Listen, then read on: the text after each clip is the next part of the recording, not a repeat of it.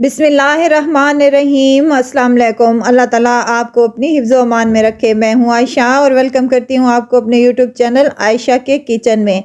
तो आज ज़बरदस्त स्नैक्स लेकर आई हूँ आपकी खिदमत में। अपने बच्चों को बना कर दें तो यकीनन वो बाहर के कुरकुरे और लेज़ वगैरह भूल जाएंगे इंशाल्लाह। बहुत ही मज़ेदार बनते हैं और बहुत ही झटपट से बन जाते हैं।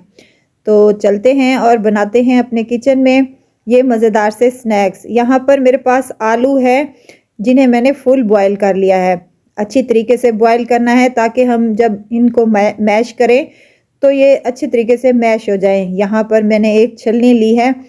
अगर आपके पास ऐसे ही छलनी हो तो ठीक है, वरना चाय वाली छलनी से भी काम हो जाएगा। इसको रखकर स्पैचुला की मदद से या चम्मच की मदद से अच्छी तरीके से दबा लें ताकि आलू अच्छी तरीके से मैश हो सकें। जब यहाँ पर चम्मच की मदद से दबाएंगे तो नीचे से बहुत ही अच्छी तरीके से ये मैश होकर आ जाएंगे। तो यहाँ पर आलू थोड़े से ही गर्म होने चाहिए ताकि ये अच्छे तरीके से मैश हो सकें। तमाम आलूओं को मैंने यहाँ पर अच्छे तरीके से मैश कर लिया है ताकि कोई भी गुठली वगैरह बाकी ना रहे और हमारे स्नैक्स जो हैं बेहद मज़ेदार और चटपटे से बने।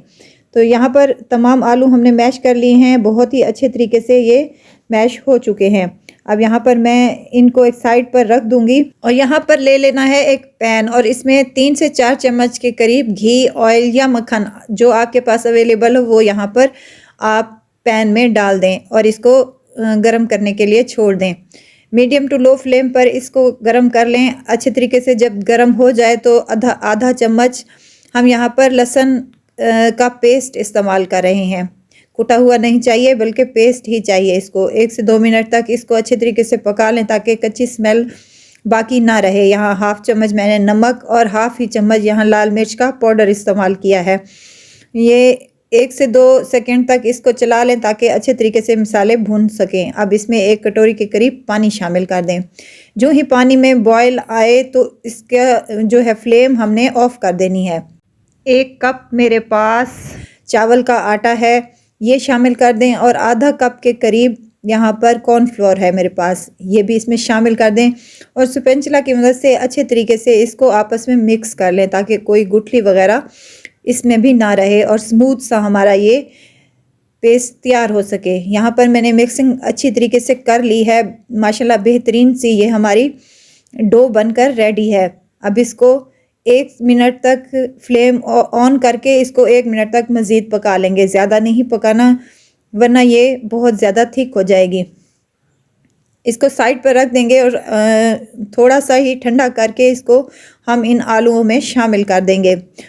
और यहाँ पर अगर आपको नमक मैंने उस डो में शामिल किया था, अगर यहाँ पर कम लगे तो थोड़ा सा नमक आधा चम्मच और आधा चम्मच हम काली मिर्च का यहाँ पर इस्तेमाल करेंगे और अच्छे तरीके से इसको मिक्स कर लेंगे।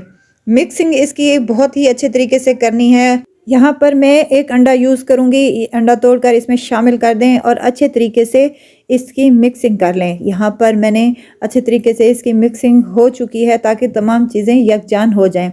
अब यहाँ पर मैंने ले लिया है एक पेपर बैग है जिससे हम केक वगैरह की डेकोरेशन करते हैं। अगर आपके पास ये ना हो तो आप शॉपर का भी इस्तेमाल कर सकती हैं।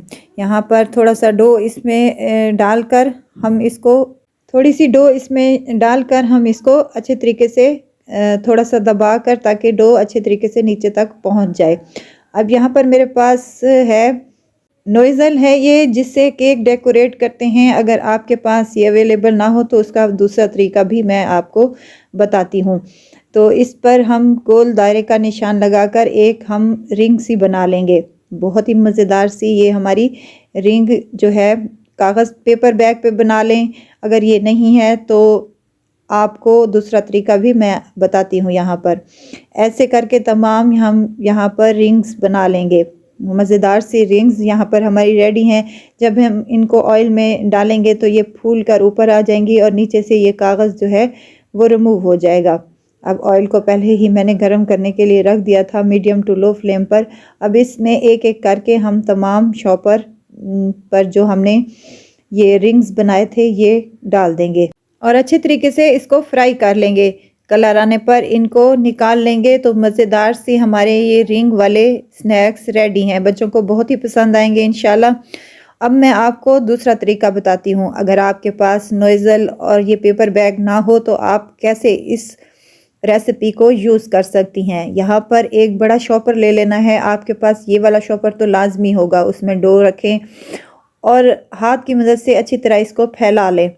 अब शॉपर को थोड़ा सा क्लोज़ कर लें, जो एयर इसमें आ चुकी है उसको भी रिमूव कर दें। अब यहाँ पर हम रोटी वाले बेलन से इसको थोड़ा सा चपटा करके बेल लेंगे अच्छे तरीके से और किसी तेज़ छुरी की मदद से इसके कट्स लगा लेंगे। मैंने यहाँ पर बड़े कट्स लगाए थे तो वो मुझे ज़रा अच्छे नहीं लग रहे थे, तो मैंने इसके छोटे वाले कट्स लगाकर छोटे वाले स्नैक्स भी बना लिए थे। तो इस तरह मैं 3 डिज़ाइन के स्नैक्स यहाँ पर रेडी कर रही हूँ, तो यकीनन आपको बहुत पसंद आएंगे। आपको नज़र आ रहा होगा कि मैं कैसे कट्स लगा रही हूँ, बहुत ही बेहतरीन से और मज़ेदार से ये बन जाते हैं। यहाँ पर अगर आपको मेरी वीडियो ज़रा सी भी अच्छी लग रही है तो लाइक करें, सब्सक्राइब करें और साथ ही में बेल आइकन के बटन को भी ज़रूर प्रेस कर दिया करें ताकि हर नई आने वाली वीडियो आप तक पहुँचती रहे। तमाम कट्स मैंने यहाँ पर लगा लिए हैं स्नैक्स की डो को, तो अब यहाँ पर एहतियात से एक एक करके इसको निकाल लें। अगर थोड़ा निकल नहीं रहा तो छुरी की मदद से इसके तमाम एजेस पर और निशान लगा लें। तो यहाँ पर एहतियात से निकाल लें और ऑयल में डालकर इसको फ्राई कर लें। फूले फूले से और मज़ेदार से ये हमारे स्नैक्स बनकर रेडी होंगे इंशाल्लाह। तो यही वाले जो मैंने बनाए हैं, यही वाले इनको हाफ़ हाफ़ करके भी मैंने आपको दिखाए हैं। बहुत ही मज़ेदार ये बने हैं।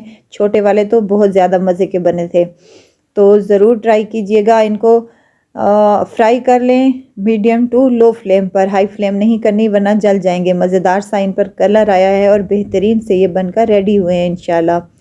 तो इसको केचप के साथ दें बच्चों को। ये देखें 3 तरह के मैंने यहाँ पर आपको स्नैक्स बनाकर दिखाए हैं। रिंग वाले भी हैं, बहुत ही मज़ेदार ये रिंग वाले बने हैं और ये वाले चपटे से तो बहुत ही बेहतरीन है। बड़े वाले ज़रा मुझे अच्छे नहीं लग रहे थे तो इनको मैंने हाफ़ यहाँ से कट कर दिया है, तो यहाँ ये वाले यहाँ इस शक्ल में आ गए हैं। तो ज़रूर ट्राई कीजिएगा और मुझे दुआओं में ज़रूर याद रखिएगा।